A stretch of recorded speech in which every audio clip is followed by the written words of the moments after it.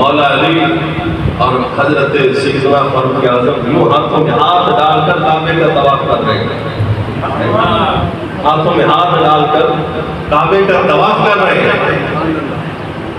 حضرت مولا علی طواف کر کے جب حجر اسود پہنچے تو حجر اسود کو بوسہ دیا، پھر حضرت عمر نے بوسہ دیا۔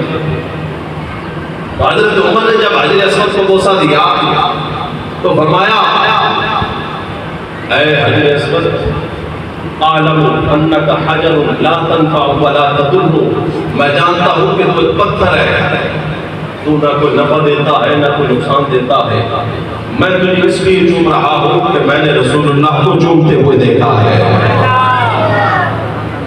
حضرت عمر نے جب یہ بات کہی، حضرت مولا علی نے کندھے پہ ہاتھ رکھا، فرمایا عمر ایسے نہ کہو، ایسے نہ کہو، یہ پتھر ہے، یہ نفع بھی دے گا نقصان بھی دے گا، فائدہ بھی دے گا نقصان بھی دے گا۔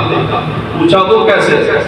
فرمایا کہ قیامت والے دن اللہ اس پتھر کو دو آنکھیں عطا فرمائے گا، دو ہونٹ عطا فرمائے گا، بولنے کی طاقت دے گا۔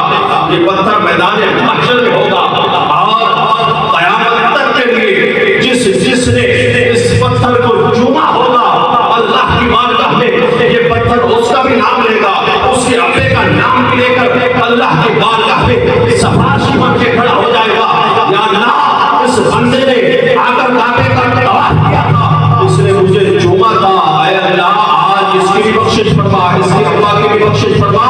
فرمایا جس کے ہاتھ میں گواہی دے رہا ہوگا اس کے لیے نفع ثابت ہو رہا ہوگا، جس کے خلاف گواہی دے رہا ہوگا اس کے لیے نقصان ثابت ہو رہا ہوگا۔ اے عمر یہ پتھر نفع بھی دیتا ہے نقصان بھی دیتا ہے۔